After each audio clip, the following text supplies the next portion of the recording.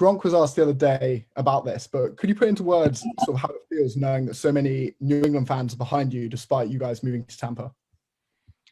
It's been you obviously anytime you change teams, you don't know how it's going to go, but I think there's been incredible support that I've had from all for the team I used to play for, all the New England fans, and I still obviously have a great affection for New England, and I said the other day my kids were born in Boston, so I mean I have a lot of love for Boston and all of New England and the incredible support over the years.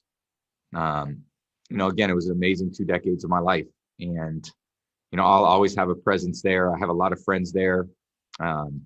It's just really cool to be able to have that experience in my life, and then again have my football journey take me to somewhere else, and then come down here and play for a different team, but still have incredible support. And even, all the guys I used to play with in New England, I have a lot of friends. I've heard from so many of my teammates, so many of my old coaches that, are wishing me luck. So it's been really cool. All right, we'll go over to Teresa Walker with the Associated Press. Tom, the Pro Football Hall of Fame announcement is going to be coming Saturday night. Peyton is kind of expected to be in that class as a first ballot. How has he helped maybe revolutionize the quarterback position in the NFL? Well, Peyton was someone that I always just admired as a quarterback, as the leader of a team. And Peyton and I are right around the same age. He's a few years older than me, but I always looked up to Peyton because he was a little older than me, and he was always doing things the right way. His team was always in it. I know our teams had a rivalry against one another, but when you went against a Peyton Manning-led team, you were going against essentially the other best team in the league. And it's no real surprise that, he'd be a first ballot Hall of Famer. An amazing player. He took so much on. I think I think great quarterback, there's a lot of responsibility that you take on. You want to make sure, everything's a reflection of how you see the game, and you want to make sure everyone's on the same page. And when everyone's seeing it through the same set of eyes, it's a great way to play football. And, working with the coaching staff, because ultimately you're the player on the field, there's no perfect play that can always be called for every, defense, and the quarterback, they have to, the coaches have to trust the quarterback to get it right. And I think a guy like Peyton, the coaches, when I think of Coach Moore and Coach Clyde that were here working with Peyton, Coach Dungy, they had so much trust in Peyton to get things right. And he always did. So then he went on to Denver, had a great career there. And, I had a chance to know him for, a long time, 20 plus years. And nothing surprises me about him and his accomplishments. He's a tremendous player. We always keep in touch. He's always wishing me well wishes and so forth, and really happy for him. We're going to go over to Anthony Curti from ESPN Brazil. Hi, Tom. Congratulations on being your 10th Super Bowl. Just a quick question. Most of the people just see the rings and can see how mentally strong you have to be so you can achieve the greatest status you have. Is there any turning moment in your career, like when a superhero gets his powers, that you saw something clicking and you thought, no, I'm a different person, perhaps the final drive of Super Bowl 36, I don't know. And a quick follow-up, could you say hi to your many, many fans in Brazil? I don't know how many Portuguese words you know and can say, but they will be so happy. My Portuguese, let me say this. My son, who's 10, his Portuguese is amazing. My 8-year-old daughter is fluent in Portuguese, and unfortunately their dad is way behind in his understanding of how to speak the language, but I can usually understand a lot of things. My wife will say papai no sabe nada, which means daddy doesn't know anything. I usually get that a lot in the house, so I know when they're speaking Portuguese kind of what they're saying, even if they're taking shots at their dad. So they're very, sometimes when I do use my Portuguese words, my daughter will be like, Daddy, you spoke Portuguese, which is pretty great. So she's very fluent. And then as far as, I think my, I would say becoming an NFL player and then transitioning to a starter and then someone who was, kind of a QB1, I think that happened over a period of time.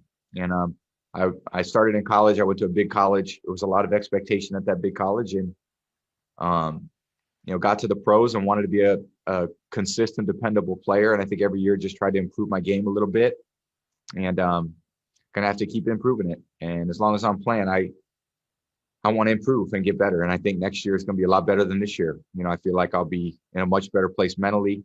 I'm going to train a lot better this year. Physically, next year I'll be in a better place. So I know as soon as this game ends, we're on the next season. So, we'll get ready for this season and then start thinking about next year. We're going to go over to Kim Jones from the NFL Network. Hi, Tom. When I think you and Jason Pierre-Paul first became teammates, he told me you said something to him like, now you don't have to chase me around anymore. I just wonder, as a human and a football teammate, if you ever look at what he's done, particularly with his compromised right hand, and kind of marvel at what that must have taken for him to do all of that. I've obviously played against JPP quite a bit, and absolutely love getting the chance to know him and be his teammate. He's absolutely everything you look for in a competitor and a teammate. His leadership, not only his play style in the game, but how he practices, his work ethic. He's a relentless guy. He's a relentless competitor, and he's got incredible mental toughness. And he's just, when you look over that defense and you see him out there, everyone loves seeing JPP out there making plays, because when he's making plays, the whole defense is making plays. And Shaq and Dominican's making plays. Vita, then you got Levante, you got Devin making plays, guys in the secondary making plays. So, but JPP's absolutely like a ringleader of that group. He's just, when he's going, everyone's going, and he brings a lot of juice. So we love seeing him out there. I love playing with the guy, and love getting to know him. He's an amazing guy, amazing player. Thank you. We're going to go to Charlie Clifford. Tom, congrats on a great run, man. Thank you. Back on the Peyton thing, if you were asked to give a short story about him, let's say at his induction, what would that be? And also, with the rivalry with Eli, can you differentiate the rivalry with Peyton? Does one rank higher than the other? Yeah, well, obviously the Colts were in the division. I played against them, Peyton a lot. It seemed like they were in our division. They were when I first started in the league, and then they moved to the South, out of the East into the South when Houston came into the league. But and then Eli playing in the NFC East. We didn't get to play those guys. We played them every preseason, so we had a lot of great games. Unfortunately, didn't always do our best against that team. Played always a little bit better against the Colts than the Giants, but both. It's really amazing what Peyton and Eli did in the NFL, and Archie, to have three pro quarterbacks who were as tremendous players, leaders, high achievers that they were. Says a lot about their family. So I always just had great respect for all of them. They were great competitors, great leaders, and happy Peyton's got another amazing accomplishment in his career. And respect Peyton for being the number one overall pick, really living up to the standard of a number one pick on and off the field. And he always seemed to do things the right way. And he would, there was always a story that when I first played them, it was my first start. I went out early, and I went up to Peyton, and I had never really talked to him. And I said, "Hey, Peyton, I'm Tom Brady." I think I walked over. He says, "Hey, what's up, Tom?" And that kind of, blew me away that he knew who I was, which was pretty cool. And again, been friends ever since. We're going to go over to Karen Loftus from WFLA. Hey, Tom, I want to go back to talking about Byron real quick. He may be the epitome of toughness when you talk about his time in Marshall. If you remember his one-leg game where he finishes the game with a broken leg and his offensive linemen are carrying him down the field. Yeah. What does that do to set the tone for this team, knowing that you have an OC that is such a warrior? And do you think that some of the younger guys have even seen this video? If they haven't, they need to. And Byron and I talked about that day, and it happened. He went, left the stadium and got x-rays, drove back to the stadium, went back in the game, and finished it and balled out, and I think it's really an example of who he is, because he's a great competitor, wants to be out there for his team, and he was going to give it everything that he has. And it's the same way that he coaches. He gives everything he's got. So again, just a great leader. We love playing for him. He's high expectations for us. He just has a great demeanor. Nothing ever, in the end, really gets under his skin. He's got great poise, and he's just got an amazing sense of poise under duress. And it's a great attribute to have for a coach. And he's got a lot of great years ahead as a coach, and I'm sure he'll be a head coach very soon.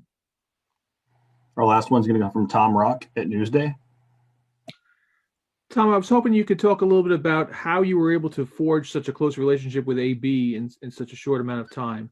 And also, if it reminds you of any other relationships that you've had in this league. I'm thinking maybe Randy Moss, who was sort of had some bumps along his career, and then found you and was able to get to his best.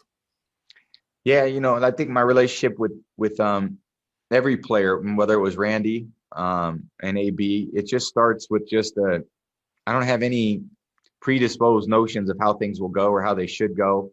I just try to get to know everybody. I try to, in my own way, be a positive influence in their life. They're a positive influence in my life. Randy and I connected right away. Antonio and I connected right away. And he has a great love for the game, is a real perfectionist about how he plays, how he takes care of himself. Incredible football IQ. And then again, a great skill set just as a player. And I think made incredible strides over the last 12 months to get from where he was at to where he's at now. And I think that's one of the, again, for me as an older player, I think the impact that I want to have as I continue to move forward is help other people maximize their potential. And I feel like, I'm obviously on the much closer to the end than the beginning. I have the ability to help people through my own experiences to help them be the best they could be. And I think that's the enjoyable part, because it's one thing to go out and throw passes, and that's fun. And I love that. And I love winning and all that. But, we all have lives. We all have, everybody is dealing with life, which, is not always the easiest thing for all of us. So, you just try to provide some words of support or advice or, again, care for people. I think that's a really important thing that we need to do, that all of us need to do. We need to care for people more and allow people to blossom and be the best they could be, because they can trust you and that you believe in them and you want to ultimately